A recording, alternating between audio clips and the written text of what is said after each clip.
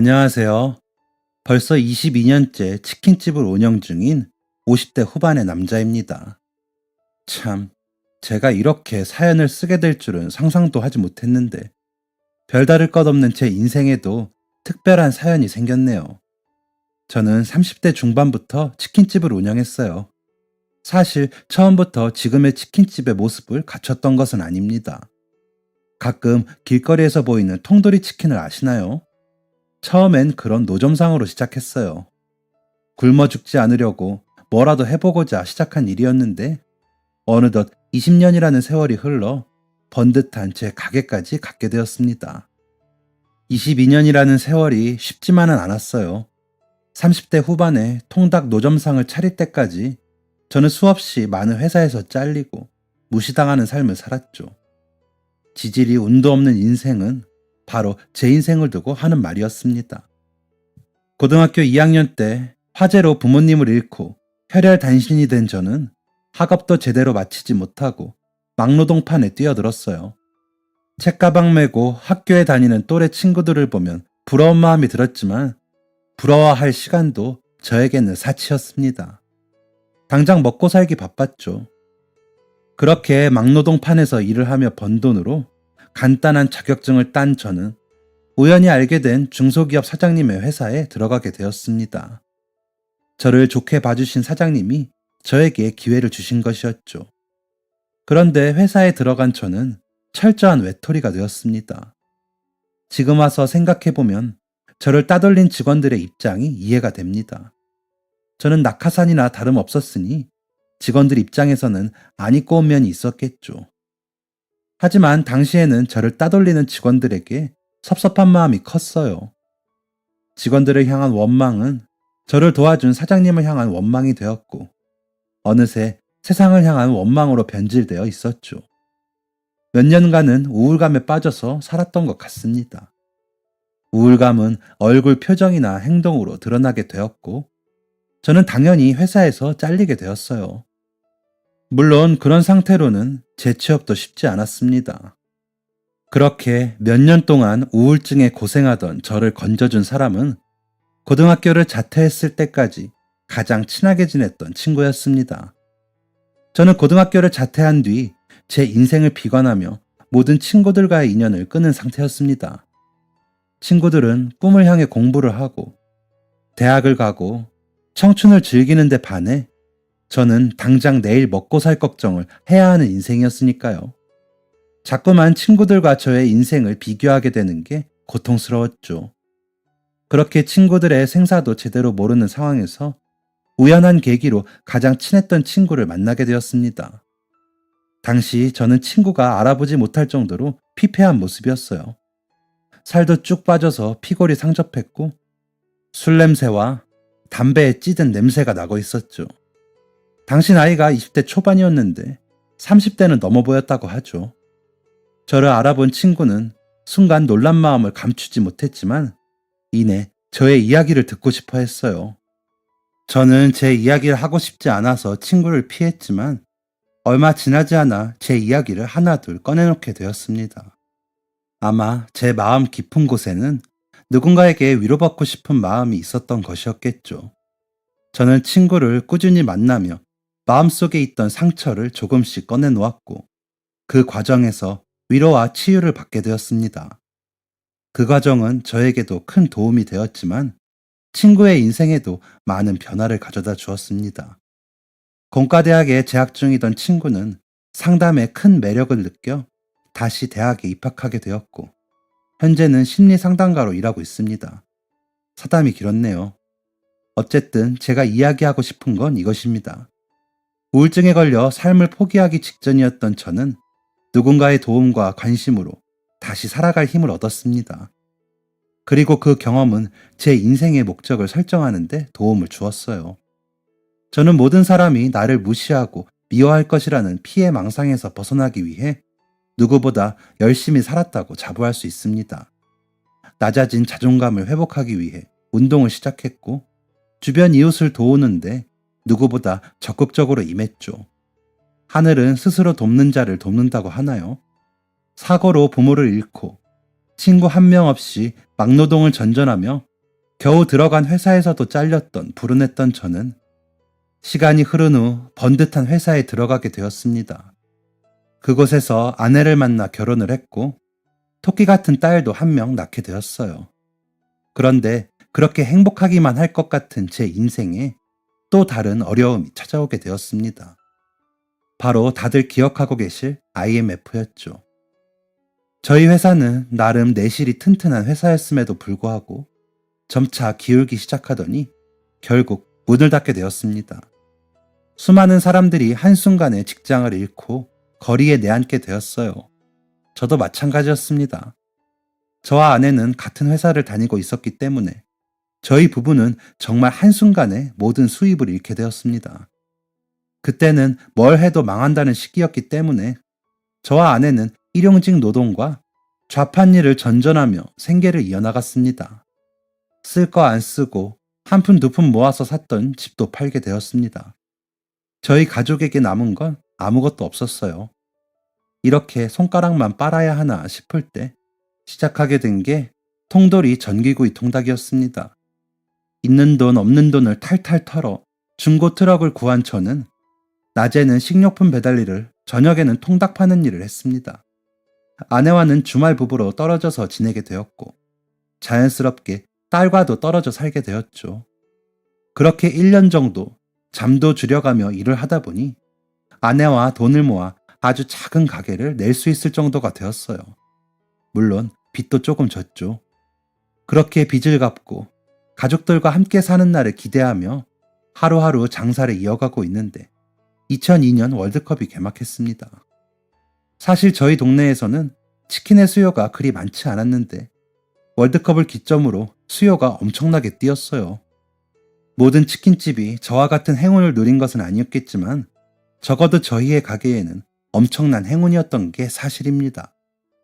결국 저희의 가게는 직원을 한 명 쓸 정도로 그 규모가 확장되었어요. 이후로는 저희 세 가족이 함께 모여서 부족함 없이 살 수 있을 정도로 넉넉한 형편이 되었습니다. 그렇게 22년이라는 시간이 흘렀네요. 결코 녹록지 않은 시간이었지만 사람은 무엇을 위해 살아야 하는가? 라는 질문에 끊임없이 답을 하며 살아가다 보니 버틸 수 있었어요. 물론 저의 아내와 딸이 제 인생의 원동력이 되어주었습니다. 그중 가장 소중한 존재인 제 딸은 올해 대학을 졸업하여 바로 취업에 성공했어요. 작디 작았던 아이가 첫 월급이라며 봉투를 내미는데 참 감개가 무량하더군요.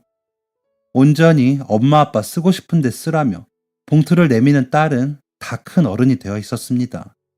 그런데 이제 자식도 잘 키워두었으니 이대로만 살았으면 좋겠다는 생각이 들었을 때 저는 갑작스러운 질병으로 입원하게 되었습니다. 심한 병은 아니었어요. 건강검진 당시 발견된 종양을 간단한 수술로 제거하면 될 일이었죠.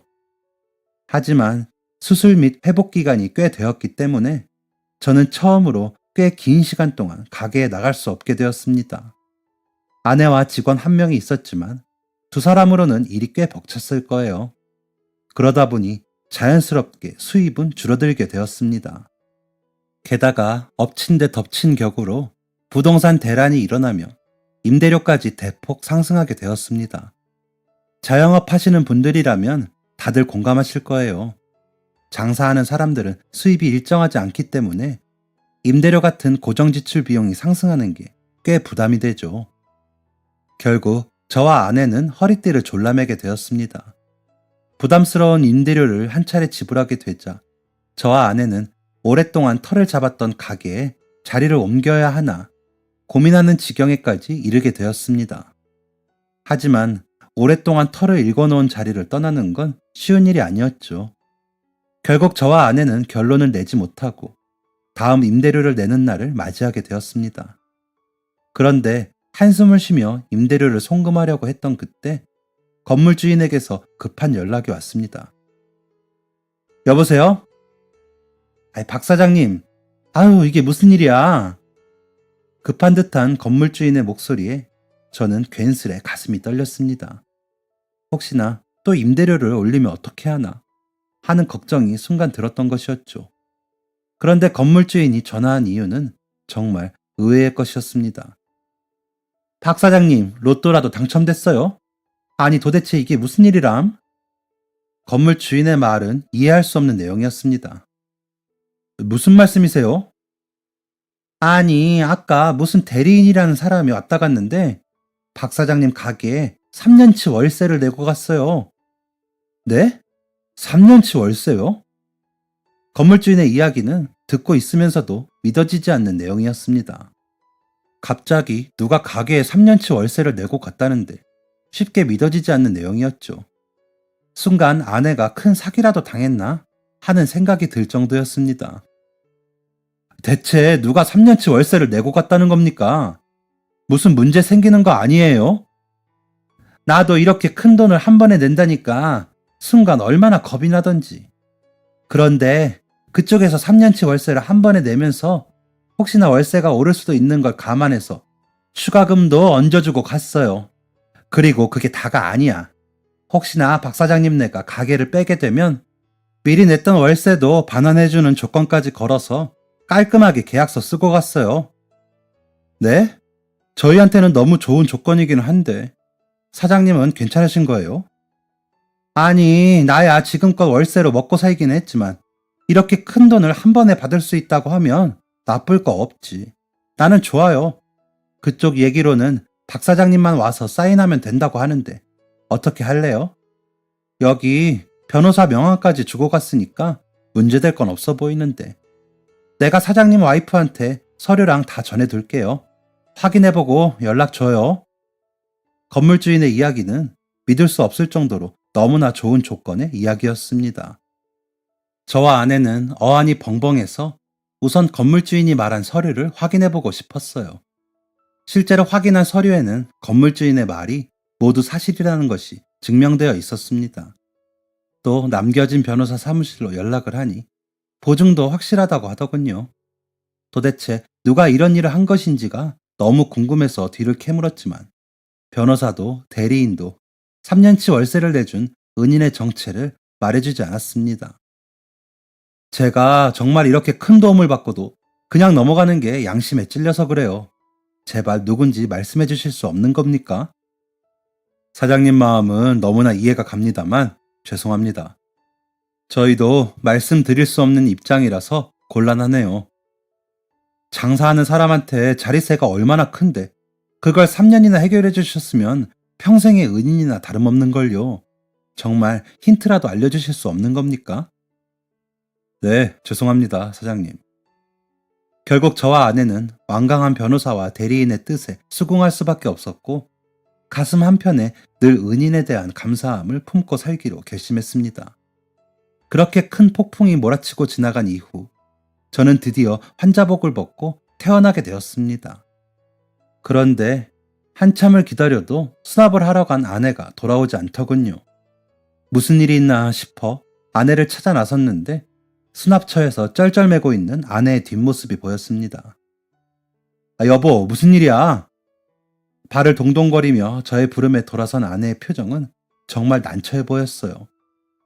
무슨 일이라도 있어? 왜, 무슨 일인데? 병원비가 너무 많이 나온 거야? 당최 아내가 그렇게 난처해야 할 이유를 알 수 없는 저는 병원비가 많이 나왔냐는 질문밖에 할 수 없었습니다. 그런데 아내가 난처해야 한 이유는 그런 것이 아니었어요. 아니, 그게 당신 병원비를 누가 이미 다 냈대. 뭐? 누가? 그러니까 나도 그게 너무 궁금한데 익명의 기부자라고만 하고 알려주질 않으시네. 소연이는 아니고? 소연이가 무슨 돈이 있어서 당신 병원비를 다 내겠어. 그리고 혹시 몰라 확인했는데 소연이도 아니래. 소연이는 저희 딸의 이름입니다. 너무 놀라 소연이가 수납한 게 아니냐 묻긴 했지만 어불성설이었죠. 제 병원비는 보험 처리를 한다고 해도 사회초년생이 감당할 수준은 아니었습니다. 그럼 우리 보험 처리는? 보험 들어놨잖아. 그러니까 그거라도 했으면 좀 더 저렴해졌을 텐데 보험 처리도 안 했나 봐. 뭐? 대체 누가? 저와 아내가 계속해서 병원비를 수납해준 사람에 대한 궁금증을 표현하자 바쁜 직원들은 난색을 표했고 결국 저와 아내는 집으로 돌아올 수밖에 없었습니다. 이후로도 병원에 전화하며 해당 인물을 알고자 했지만 저희 부부에게 사실을 알려주는 사람은 아무도 없었어요. 결국 저희 부부는 또다시 가슴 한편에 새로운 은인에 대한 감사함을 품고 살기로 다짐하게 되었습니다. 2번이나 연달아서 잊지 못할 은혜를 경험한 저희 부부는 저희가 받은 은혜를 다른 사람들에게 베풀고자 봉사활동을 시작하게 되었어요. 그중 하나가 보육원에 치킨 배달을 하는 일이었습니다. 애당초 저희 가게에는 한 달에 한 번씩 매번 치킨 100마리 주문이 들어오고 있었어요.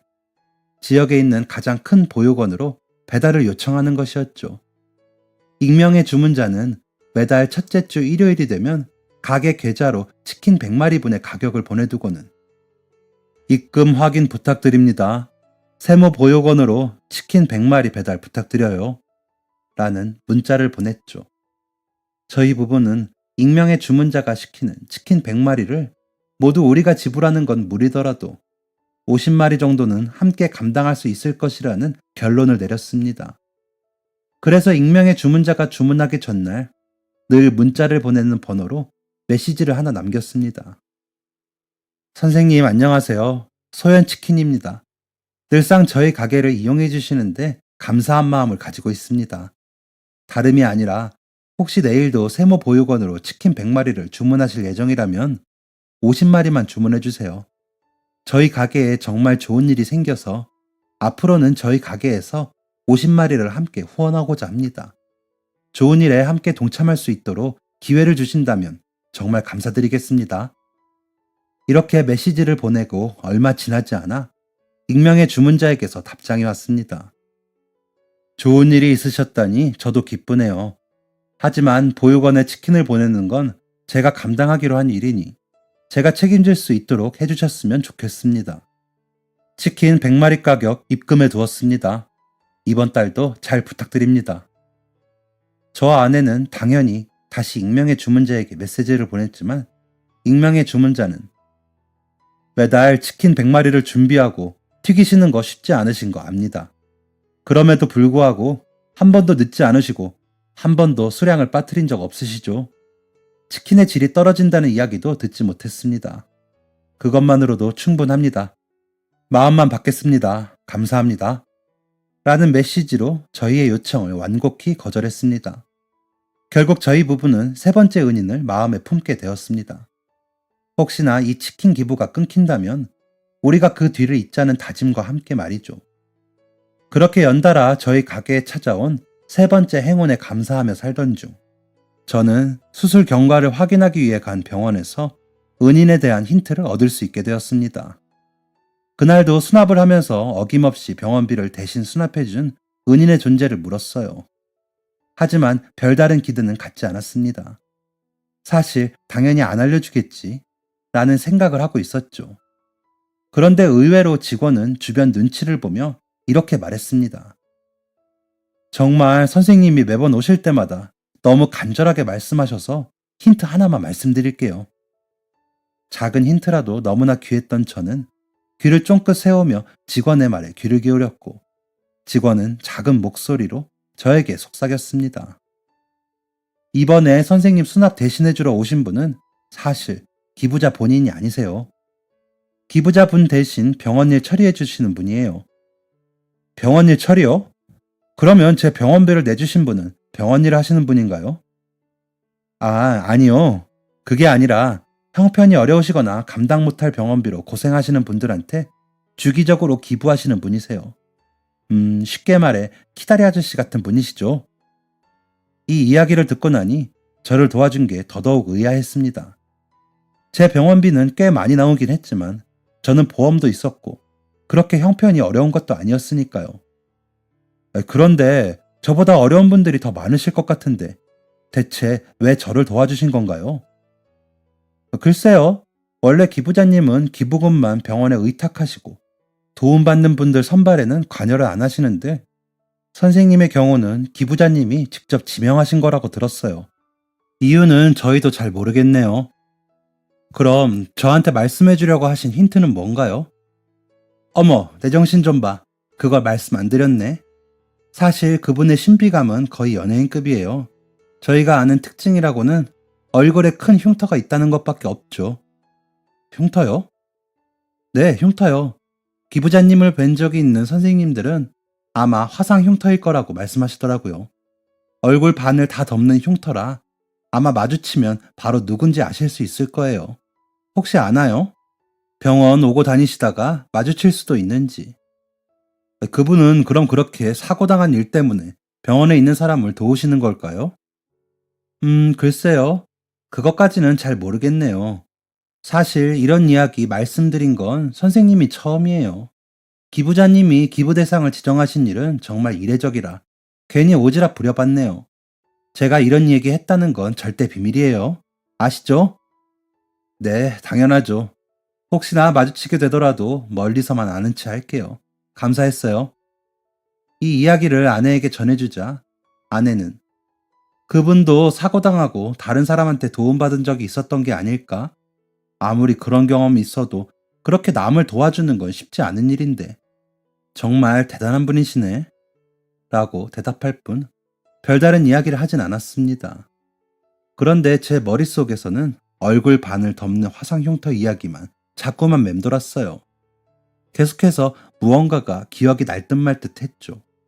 밥을 먹다가도 무언가 떠오르려고 하고 잠을 자다가도 무언가가 떠오르려고 하고 답답한 마음만 커져갔죠.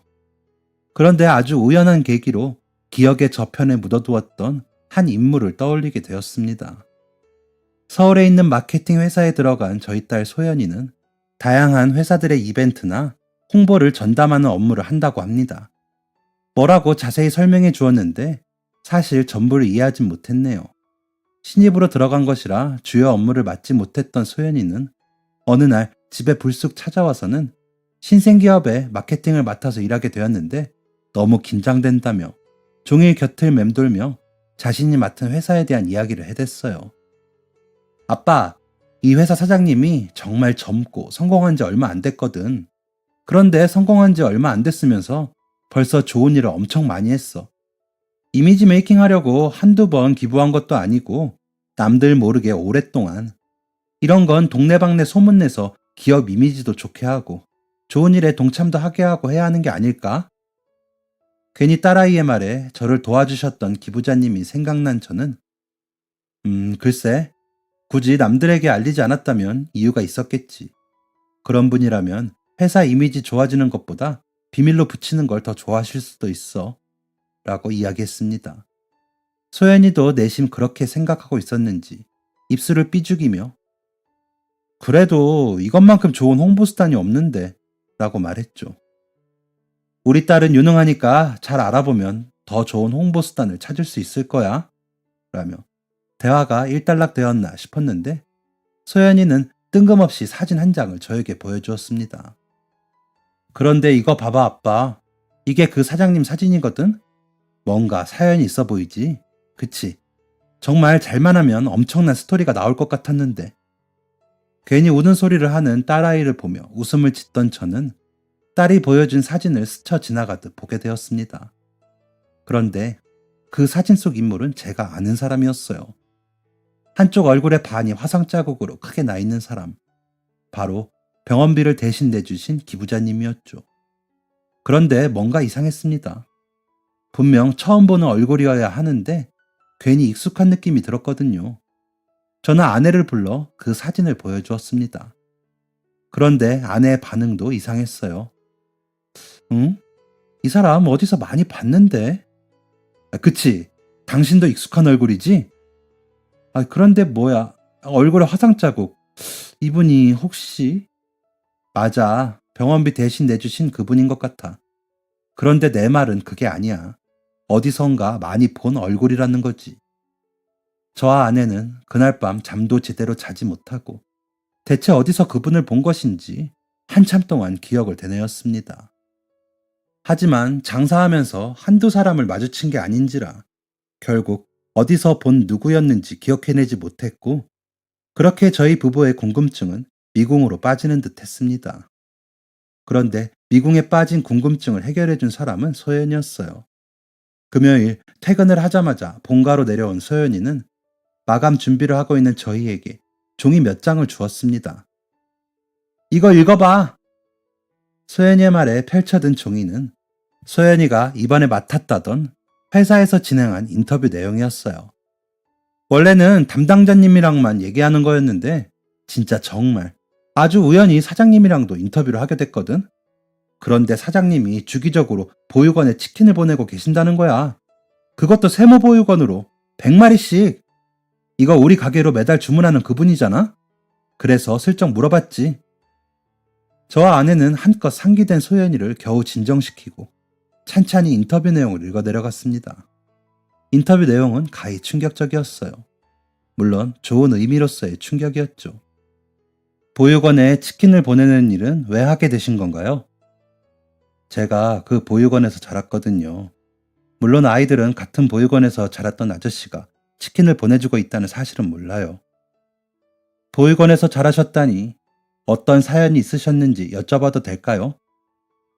어릴 때 집에 큰 불이 났었어요. 부모님은 미처 화재를 피하지 못하셨고 유일하게 살아남은 사람은 저와 할머니였죠. 그런데 할머니도 사고가 난 지 얼마 지나지 않아 돌아가셨어요. 집이 무너지던 상황에서 무리하게 저를 감싸시다가 양팔을 절단하시기까지 하셨거든요. 그 후유증으로 몸이 너무 약해지셨고 연로하신 할머니가 버티긴 힘든 상황이었을 거예요. 부모님도 할머니도 잃었으니 제가 어딜 갈 수 있었을까요? 이후엔 세모 보육원에 맡겨져서 그곳에서 자랐습니다. 그런 아픔이 있으셨군요. 이 흉터도 그때 얻은 흉터입니다. 할머니는 돌아가실 때까지 이 흉터에서 저를 지키지 못한 것을 미안해하셨어요. 양팔이 없는 할머니, 얼굴에 큰 화상 흉터. 가슴 아픈 인터뷰 내용 끝에 저와 아내는 한 가지 기억을 또렷하게 기억해냈습니다. 오래 이어지진 못했던 한 작은 인연이었죠. 통돌이 통닭 트럭에서 작은 가게를 오픈했을 때 한 어린아이에게서 주문 전화가 걸려왔습니다. 한껏 들뜬 목소리로 주문하는 아이는 여기 양념 반, 후라이드 반으로 하나만 가져다 주세요. 유성초등학교 맞은편 파란색 대문집 지하예요. 라고 말했죠. 그런데 집 전화라고 하기에는 주변이 너무 시끄러웠습니다. 중간중간 말이 끊겨서 몇 번이나 주문을 제대로 한 게 맞는지 묻기도 했죠. 혹시 어디서 전화하고 있니? 집에서 전화하는 거 맞니? 아니요. 유성초등학교 앞에 공중전화예요. 아저씨, 언제 가져다 주실 거예요? 저는 당연히 장난전화라고 생각했습니다. 공중전화에서 어른도 아니고 아이가 주문이라니. 그런 장난치는 거 아니다. 라며 혼쭐을 내려고 하던 찰나 아내, 공중전화에서 주문한다고? 집에 집전화가 없을 수도 있지. 만약에 정말 주문이면 어떻게 하려고 그래? 진짜 장난전화면 오랜만에 우리 치킨에 맥주 한잔 하지 뭐. 라는 말을 들은 저는 치킨을 들고 아이가 말한 초등학교 맞은편 파란색 대문집 지하로 향했습니다. 그런데 파란색 대문집 앞까지 가지 않아도 되었어요. 누가 봐도 치킨을 기다리는 한 할머니 한 분이 골목 초입부터 서성이고 계셨거든요. 그거 치킨이요? 아, 예, 할머니. 혹시 치킨 시키셨어요? 네, 그랴, 파란 대문집. 우리 손주가 신나서 주문했는데 애가 주소를 잘 몰라서 제대로 말을 안 했을 것 같길래 길 못 찾을까봐 여기까지 나와 계신 거예요? 못해도 10분은 걸어 나오셔야 했을 텐데. 길 못 찾아서 식은 치킨 먹는 것보다 낫지. 괜찮여. 어여주고 가봐. 할머니는 어서 치킨을 건네주길 바라셨지만 저는 굉장히 난감했습니다. 왜냐하면 할머니는 양손이 없으셨거든요. 팔이 있어야 할 자리에는 펄럭이는 외투만 있을 뿐이었습니다. 제가 난감해하는 것을 아셨는지 할머니는 여기 목에다 걸어줘 라고 말씀하셨고 저는 주저하며 조심히 할머니의 목에 치킨을 걸어드렸어요. 제가 같이 가서 드리고 돌아가도 되는데 오토바이 타고 온 거 아니여? 그거 같이 타자고? 됐어. 나 혼자 가도 되니까 어여 가봐. 괜히 잘못하는 기분에 괜히 서성이고 있던 그때 아이쿠 내 정신 좀 봐. 계산을 안 했네. 여기 오른쪽 주머니에 보면 지갑 있으니까 꺼내 가쇼. 저는 할머니의 외투 주머니에서 지갑을 꺼냈습니다. 그렇게 지갑을 열어본 순간 저는 또 한 번 난감해지고 말았어요. 당시 할머니의 손자가 주문한 양념 반 후라이드 반 치킨의 가격은 1,500원이었습니다. 하지만 할머니의 지갑에 있는 돈은 꼬깃꼬깃한 1,000원짜리 9장과 동전 몇 개가 전부였어요. 어떻게 해야 하나 대략 난감해하고 있을 때 멀리서 전화통화로 들었던 목소리를 가진 남자아이가 뛰어오는 게 보였습니다. 할머니, 치킨 왔어? 치킨 한 마리에 세상을 다 가진 것처럼 신나하는 아이의 얼굴을 가까이에서 본 저는 1,000원짜리 한 장도 꺼내지 않은 채 조용히 할머니의 지갑을 닫고 다시 그 지갑을 외투 주머니에 넣었습니다. 아이의 얼굴 반쪽에는 짙은 화상 자국이 자리 잡고 있었기 때문입니다. 돈은 꺼내갔수? 가격이 맞나 모르겠네. 네, 할머님, 계산 다 됐으니까 어서 가셔서 손주랑 맛있게 드세요. 또 시켜주시고요. 그랴, 조심히 가슈. 네, 할머니, 다음에 시키실 때는 여기까지 나오지 않으셔도 돼요. 파란 대문 집이라고 말씀하시면 가져다 드릴게요. 젊은 사장이 참 똑부러지는구먼. 고마워요. 잘 들어가슈. 네, 할머니, 들어가세요. 너도 잘 들어가렴. 감사합니다, 아저씨. 저 치킨 처음 먹어봐요. 친구들이 진짜 맛있다고 했어요. 잘 먹겠습니다. 저는 한참 동안 양팔이 없는 할머니와 할머니의 허리춤을 잡고 방방 뛰며 걸어가는 아이의 모습이 멀리 사라지는 것을 지켜보았습니다. 그리고 조용히 가게로 돌아갔죠. 빈손이네? 거봐, 장난전 아니지? 돈은 통에 넣어놔. 아내는 터덜터덜 걸어서 자리에 풀썩 앉는 저를 보며 물었습니다. 무슨 일 있었어? 왜 그래? 아내의 질문이 끝나자 저는 부끄럽게도 닭똥 같은 눈물을 뚝뚝 떨어뜨렸어요. 아마 저는 그 아이에게서 저를 비춰보았던 것 같습니다. 이야기를 시작하면서 말씀드렸다시피 저는 화재로 가족을 모두 잃었습니다. 그리고 그 기억은 저의 가슴 깊숙한 곳에 큰 상처로 남아 있었죠. 그런데 그 아이는 화재의 상처가 가장 눈에 띄는 얼굴에까지 번져 있었습니다. 얄팍한 동정이라고 할지라도 저는 그 아이에게 연민의 감정을 느끼게 되었어요. 그래서 차마 그 치킨의 가격을 받을 수 없었던 것이죠.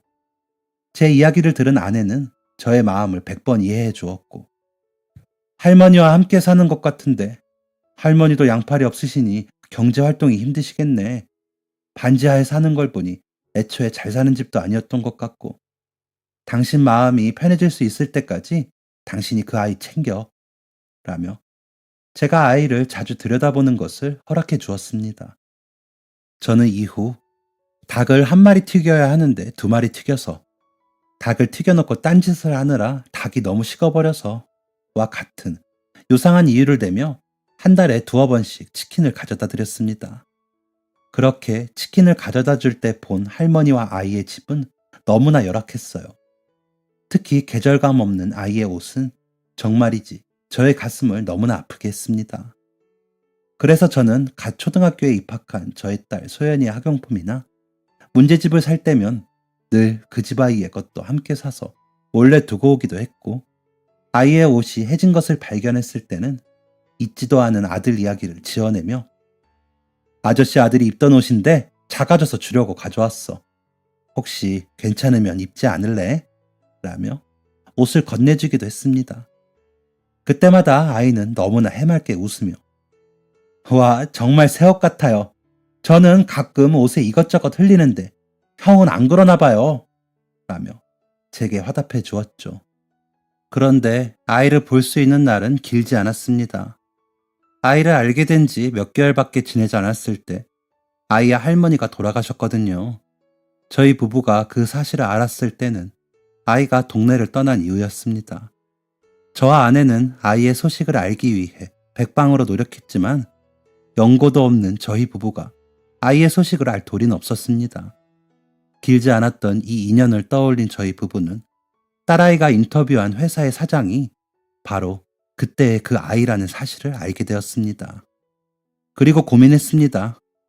치킨을 매달 100마리씩 주문해 간 것을 알게 되었다고, 고맙다고 얘기를 하는 게 과연 옳은 일인지 말이죠. 하지만 소연이가 가지고 온 나머지 인터뷰 내용을 읽게 된 저희 부부는 평생 이 사실을 모른 채 하기로 결심했습니다. 그런데 아직까지도 이렇게 많은 기부 활동을 하신 걸 비밀로 하셨다고 들었어요. 왜 밝히지 않으신 건가요? 누군가를 돕는다는 건 가치 있는 일입니다. 하지만 그 일에 특별한 의미를 부여하고 싶진 않았어요. 저는 그저 해야 할 일을 했을 뿐입니다. 말로는 쉬운 일이지만 사실 그러기 어려운 일인 것 같아요. 다들 그렇게 말하더라고요. 그런데 저는 한 번도 어렵다고 느껴본 적이 없어요. 보고 자란 게 그런 거거든요. 많은 분들이 보육원에서 자란 제가 이만큼 회사를 성장시킨 것을 보고 대단하다고 말씀하세요. 그런데 저는 제 힘만으로 여기까지 오지 않았습니다. 누군가의 도움과 관심으로 이만큼 왔죠. 그런데 그분들은 한 번도 그 행동에 의미를 부여하지 않으셨어요. 저에게 훌륭한 사람이 되라 라고 말씀하시거나 꼭 이 은혜를 갚아야 한다고 말씀하지도 않으셨죠. 저는 보고 배운 대로 살고 있는 것 뿐이에요. 제 도움의 손길이 필요한 곳이 더 이상 존재하지 않을 때까지 저는 이 일을 계속할 예정입니다. 이후 이 내용을 지나 인터뷰 마지막 장에 적혀있는 메모를 발견한 저와 아내는 크게 놀랐습니다. 직원 증언, 치킨 100마리를 꾸준히 주문하는 집 3년치 월세 전액 지불, 주기적으로 기부금을 의탁하는 병원에 입원한 해당 사장님 병원비도 전액 지불. 그러니까 우리 엄마 아빠 가게 월세, 아빠 병원비 내준 사람이 바로 이 회사 사장님. 엄마랑 아빠랑 대체 무슨 관계인 거지?